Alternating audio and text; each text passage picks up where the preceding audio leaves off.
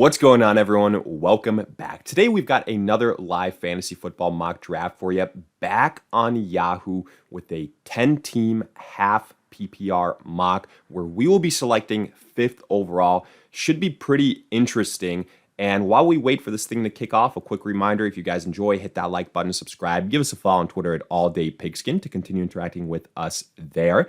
Let us hear in the comment section, do you agree, disagree with the selection? What do you think of the team, along with any other questions you guys might have? We will do our best to answer them all. But with that being said, let's get into it. The first pick has been made, and hurrah, this is a win for all those running back believers that position isn't dead, because Christian McCaffrey just went first overall. And, I'm just so used to seeing Justin Jefferson or Jamar Chase, something like that. Namely Justin Jefferson, I should say. I'm a little bit confused as to Jamar Chase being, ranked this high. I understand it's half PPR, but still, I think Justin Jefferson and honestly, I would say Cooper Kupp should be right there. So right now we're in a very interesting situation. The top 2 running backs, the top 2 wide receivers are off the board, but I just alluded to it. To me, Cooper Kupp is right there with Justin Jefferson. I kind of, want to continue experimenting with taking a wide receiver a little bit earlier. So let's go that route. I'm letting the draft come to me. And if there's some insane value picks, like if Christian McCaffrey had fallen to 5th overall, something like that, then yeah, I would have pulled the trigger. But, I value Cooper Kupp a lot as well. And we've done a lot of mocks where we go running back heavy. So let's go against the grain a little bit. And see what we can do here, taking Cooper Kupp and then putting together the rest of the roster. If we get lucky at the running back position, if it pays off, if we get burned in the end, I'm not going to lie to you guys. If this was the real deal come like September-ish and I had to make a selection, I'd be hard to press to pass on somebody like a Bijan Robinson or an Austin Eckler if he was there. I mentioned Austin Eckler because he literally went the pick before our selection. In fact, the first 4 picks, just to recap them, were Christian McCaffrey, Jamar Chase, Justin Jefferson, Austin Eckler. We then went Cooper Kupp, followed by Saquon, Travis Kelce, and Jonathan Taylor. I'm kind of curious to see where we're going to get our first quarterback off the board. Not that I think it should be high and, early, but with these 10-team leagues, crazy things can happen. The positional advantages mean a little bit more. And you just never know when somebody is ready to pull the trigger on a Patrick Mahomes or a Jalen Hurts, something like that. So for that reason, it'll be interesting. Anything I would say before the 3rd round is way, way, way too early. So I will be calling that out if I see it. Now, here we're in a situation where hopefully, we've got 4 more picks until it's our turn to go again, that we can land somebody that we have ranked pretty highly on our board. There's a couple of auto picks in here. I'm hoping that they don't screw things up too much. We've still got a, pretty accurate selection of players, so we don't have to worry about that. Nick Chubb just went, so nothing crazy there. I'm hoping Josh Jacobs goes too. I'm not as high on him as some other people. So right now, honestly, my personal preference would be going with either a Tony Pollard or a CeeDee Lamb. Josh Jacobs just went, knowing our luck, we could be sniped on both CeeDee Lamb and Tony Pollard right here. So who knows? It'll be interesting.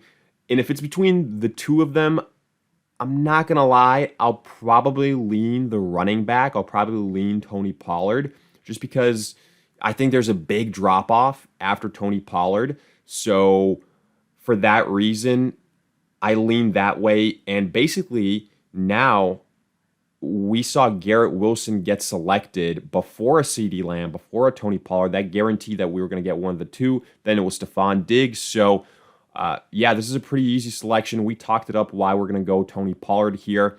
And I feel good about this start. I fully expect CeeDee Lamb to be the next player selected right here. So that's what I'm looking at.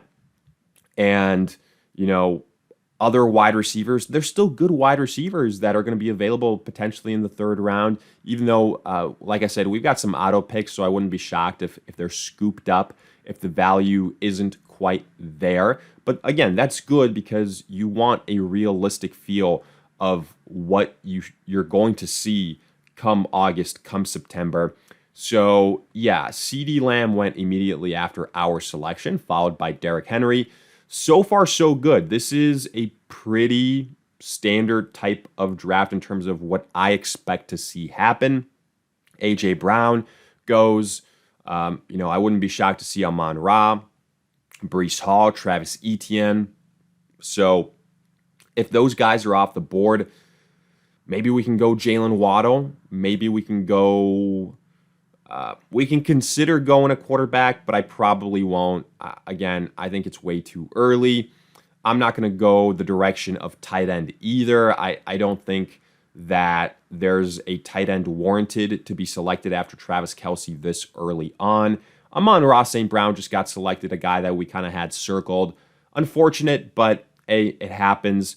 So now we pivot. We see who is going to fall to us in this third round out of the guys that we like. And I'm hoping that it's one of these three, Waddle, Etienne, or Ramondre Stevenson. Of course, as soon as I say that, we see Jalen Waddle and Ramondre Stevenson get selected. That's funny. So it's one of those situations where, okay, again, you just have to pivot. You got to find something else that you like, and just let the draft come to you. Najee Harris just got selected, so we're either going to get Breece Hall or Travis Etienne. And I say again, let the draft come to you, because in these snake drafts, I think it's very important to, be flexible with what you're going to do. It's not a auction draft, which we just did our first auction mock not too long ago. There, it pays to come with a set strategy, in my opinion. Helps you out in the long run. Breece Hall just got selected, so I do think we get somewhat lucky. We're going to be able to nab Travis Etienne. I don't love any of these, wide receivers. I really do like Chris Olave, but I think there might be an outside chance that he falls somewhere in the fourth round. We'll see. So here I'm just going with the next highest ranked running back. I'm going Travis Etienne. Miles Sanders is somebody that I also really, really like. Joe Mixon should be ranked a lot higher. We could take advantage of that poor ranking as well. He should be somebody that's being selected in the third round, even in a 10-team league, to me, at the latest. But again, we can take advantage of these rankings. I'm sure that these rankings aren't going to look like this come late August, early September. So, just be prepared for that. I feel like a lot of people, they go into the mock drafts, they do a couple, and it's like, okay, I'm all set for August, for September, but then you realize that, there's been updates, and now all of a sudden the team that I put together a month and a half ago isn't all that realistic in terms of those players being available at those ADPs. So right now, again, Chris Olave went at the end of the third round. In retrospect, we could have gone Chris Olave and then gone Joe Mixon in the fourth round. That's always an approach. Or we could just, again, get the triple stack of running backs, go Joe Mixon here in the fourth. I honestly bet Joe Mixon is going to be available in the fifth round. I wouldn't be super shocked if that's the case. So let's see where he ranks amongst all those players. Yeah, you got to scroll down to get to his name, basically. Josh Allen at this point in time, I think, becomes a decent value pick in the fourth round. And we said it's important to get those positional advantages. I like TJ Hawkinson. I like Miles Sanders. But let's get a little bit frisky here. Let's get a tier 1 quarterback. Let's get Josh Allen and see how the rest of this thing pans out. And this is why I always say I think it's smart to wait on the quarterbacks because, actually here, the first quarterback got selected after the midpoint of the third round, which is the way I think it should be. In fact, I would wait a little bit longer, and I did. I got my quarterback, my tier one guy. And again, if it wasn't a tier one quarterback, what I mean by that, Patrick Mahomes, Jalen Hurts, Josh Allen, I would not be selecting any of the other guys. I don't care what their names are in the first 4 rounds. But here we went with Josh Allen. I was hoping George Kittle might fall to us. I was considering him in this 4th round, but oh well, we have got a lot of other options at tight end if we really want them. There goes TJ Hawkinson. There goes Miles Sanders. So Miles Sanders will not make it back to us. Joe Burrow. So this is, I don't like this.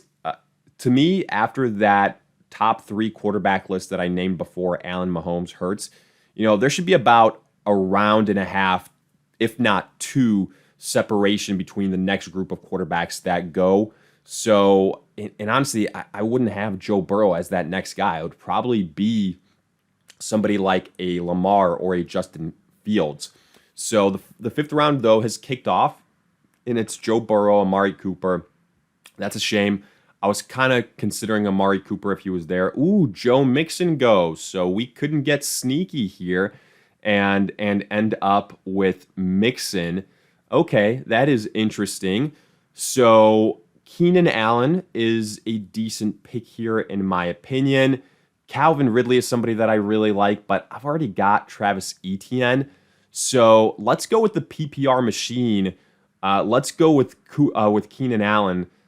We've got 2 very PPR heavy type of wide receivers in Cooper Kupp and Keenan Allen. The main thing is, they have to stay healthy, right? But I mean, that's really the name of the game, regardless of who you draft. It could be somebody that's a little bit injury prone in like the 5th, 6th round, or it can be somebody in the 1st round that you just get unlucky with. So it's one of those situations.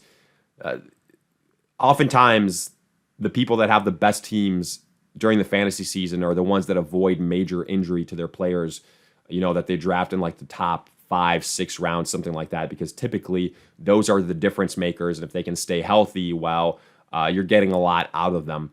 So yeah, that's going to be the case with Keenan Allen.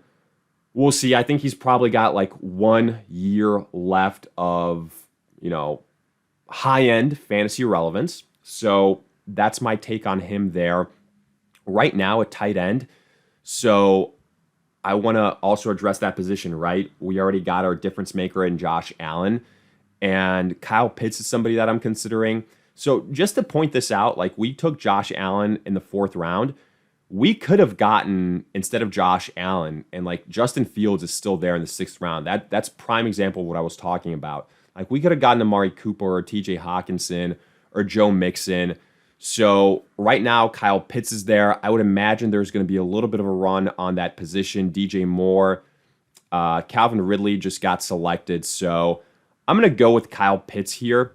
I'm going to get our hopefully difference maker at the tight end position. I think he was kind of like that next best tight end in terms of huge upside. So we land Kyle Pitts. We're starting to round out the starting roster. I feel pretty good about it. So let's see what we can do with our next group of selections. Ooh, and boy, we've gotten to the point where we have got kickers being selected. Ignore that, please. That is going to be the first one, and hopefully only one of these selections where it's like, okay, red alert, that shouldn't be the case. And it's weird because the next selection made a lot of sense in Terry McLaurin. So maybe that was just, kind of just a one-off. I don't know. But afterwards, Justin Herbert, Deontay Johnson, Evan Ingram. So I'm happy we got Kyle Pitts when we did. Here, DJ Moore is still there, a high upside young wide receiver, now tied to Justin Fields. Yeah, I'm going to go ahead and take a chance on DJ Moore as our flex play, mind you, right? So that's a good start so far to these 7 rounds. And now I'm looking at this, and there's a couple names that I like. I like Alvin Kamara here to add even more depth to our running back position. We've got Pollard, we've got ETN, but when Alvin Kamara comes back from what I'm assuming is a multi-game suspension, he is going to be very fantasy relevant. So let's see if there's any other big brains in here that aren't just sheep to the normal player board rankings and kind of do some, foresight thinking here and target somebody like an Alvin Kamara. So other running backs that I wouldn't mind, Rashad White of the Bucks, Alexander Mattison, obviously with no more Dalvin Cook there, and then Alvin Kamara, and then it's a pretty big drop-off afterwards. As far as wide receivers, I still think there's some pretty good value, honestly. You look at Marquise Brown, he is going to be in a situation where he's going to get a lot of targets now without DeAndre Hopkins. Unfortunately, we've kind of gotten the time of some auto picks here, so you're seeing defenses go. But I think the first 7 rounds were pretty accurate, not too crazy, and the roster we got is a solid one. I think right now we're positioned for, a B plus type of roster. Let's see what we can add here with one of our next selections. I would be very happy if it's Alvin Kamara, like I said. So that's the way I'm leaning. Let's be fully prepared for us to get sniped. Alexander Mattison is also, again, I think a good pick. So is Rashad White. I'd kind of be surprised if Alvin Kamara is picked before both of them. If people are just going off the draft board, and that's exactly what happens. Mattison was the pick. So here I will happily take Alvin Kamara. There we go as a bench piece. I think, honestly, that's kind of the ideal way you should be drafting Kamara. Somebody that starts on your bench and then transitions his way to your starting roster afterwards. And now to this point, we've got pretty much everybody on auto pick. So I'm going to make one last selection and then we'll wrap this thing up because I don't think it's super beneficial just to see people on auto pick making defensive selections, something like that. There's a reason why some people leave defense for the last pick in the round. So in the draft, and we're getting some kickers too. So yeah, we're gonna wrap this thing up here. We're gonna take maybe the next best wide receiver, Marquise Brown. Even though Rashad White here still being on the board is criminal. Let's just call it what it is. But he shouldn't be on there. I think in most other drafts, regardless if it's a 10-team league draft, he would have been selected by now. So we're going to go Marquise Brown. I like the upside of this thing. And, I think it, I said B plus. It has the upside to get in the A category. But hey, let me know your thoughts. Do you agree, disagree, along with any other questions you guys might have? Let us hear in the comment section. We'll do our best to answer them all. If you enjoyed, hit that like button, subscribe. Give us a follow on Twitter at alldaypigskin to continue interacting with us there. And in the meantime, we'll see you guys in future videos.